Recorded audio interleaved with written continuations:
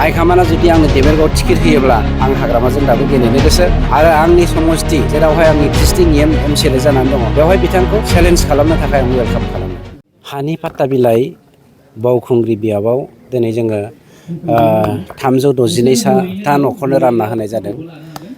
थांनाय भारत उदांस्रि जानायनि 79 बोसोरसिमावलागै कंग्रेसआ 50 बोसोर सासन खालामबाय, बिजेपिआबो खालामबाय, बिपिएफआबो 17 बोसोर सासन खालामबाय। खिन्थु दिनैसिम बे हालामनि मानसिफोरनि हानि जेंनाखौ बिथांमोना मालाबाबो सुफुङाखैमोन बा फोजोबाखैमोन। नोंथाङा मोनसे खोन्थाखौ साननानै नाय, जाय बर' राभा गार'आ इन्डिजिनियास कमिउनिटि होननानै बे हालामनि थागिबि होननानै मिथिजायो, बेफोरबायदि बर' राभा गार'नि हानि जेंनाखौनो जुदि फोजोबाखैबा बिटिसिनि गासै जाथि जनगोष्ठीनि हानि जेंनाखौ बोरै फोसाबनो बे साननो गोनां जादों। आरो दिनै जोंनि मानगेदेर श्री प्रमद बर' बिथांनि दैदेननाय इउपिपिएल सरकार, आं खोब अहंकारै बुंगोन दिनै इउपिपिएल सरकार होननानै, मानोना इउपिपिएल सरकारा थानायखायसो, प्रमद बर' बिथाङा थानायखायसो जोंनि बिटिसि हालामनि 3,66,000 3,66,000 मानसिनि हानि जेंनाखौ जों फोजोबनो हादों।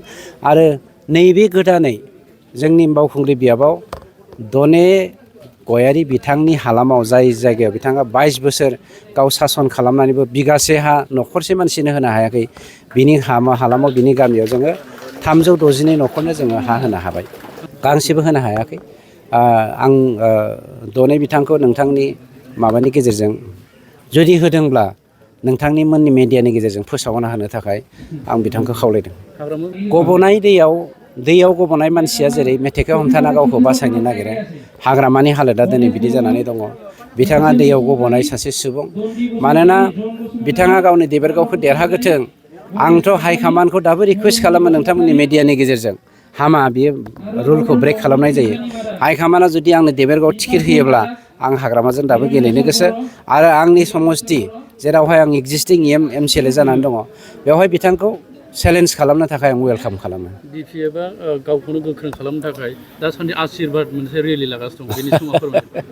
थांनाय 17 बोसोराव बिथांनि दिनाव जिबायदि हारिजों हारि दाङाबाजि जाबाय, बिदा फंबायनि गेजेराव थैनि बाना बोहैबाय, रोजा रोजा मानसिफ्रा बायदिसिना जानांबाय, बर' बिमाफ्रा बिथांनि दिनावनो जिनाहारि जानो गोनां जाबाय। बेफोरबायदि मानसिया दिनै इसोरनियाव आशिर्बाद मोनोबाथ' थिगानो दं, प्रायश्चित्त जाथों।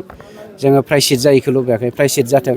खिन्थु दिनै रायजो राजाफ्रा बिथांनो जे आशिर्बाद होगोन जोंहा दावत दङ। मानोना हिन्दु मुसलमान बर' अना-बर' गासैबो मानसिया प्रमद बर'खौनो सान्तिनि दुत हिसाबै, खौसेथिनि दुत हिसाबै, जौगाथायनि दुत हिसाबै, गोरोबलायनायनि दुत हिसाबै प्रमद बर'खौनो एक्सेप्ट खालामबाय। गतिके बेवहाय हाग्रामानि सोदोब फैनाया बे जारिमिन जानानै थांगासिनो दङ। नैबे 25 सेप्तेम्बरानो बिथांनि जारिमिन। सार, नोंथांमोननि दोलोआव थांनाय बावैसो बिपिएफनिफ्राय बिदि बुंनायखौ जों खोनादों, माने सिखावनि सालाया खान्दा होननाय बायदि बिपिएफनि अफिसजों नांजाबनाय बे बिजेपि आरो बिपिएफनि ओमफ्राय कंग्रेसनि जान्दिया माब्रै जिखौ जोंहा बेवहाय दावत दं, माब्रै बिसिदों माब्रै बोख्लायदों बे दावत दं। मानोना बिपिएफनि अफिसावथ' रावबो थाङा, बावथ' बिपिएफनि सेंग्रा सापर्टारफ्रानो थायो। गतिके बिथांमोननि अफिसजों नांजाबनाय बिजेपि आरो कंग्रेसनि जान्दिखौ निस्सय बिपिएफआनो बोख्लायगोन, नङाबा बिपिएफआ बेखौ मानो बुंनो। मानोना बिथांमोना मोनसे सर' दंखायो, गाव सिखावखाय गुबुनखौबो सिखाव साजायनो नागिरो। बिजाथि फोसावनायाव मानो दासिमबो लेट जानानै दं? जोङो बर' हारिनि खौसेथिनि बाथ्राखौ नेनानै दङ। दिनै दुलाराय बर' फरायसा आफाद आरो बर' साहित्य सभानि दैदेननायाव 12था बर' माहारियारि आफादफ्रा खौसेथिनि बाथ्राखौ लानानै जोबथा मिटिं खालामदों। दिनैखौ जोङो नेनानै दङ।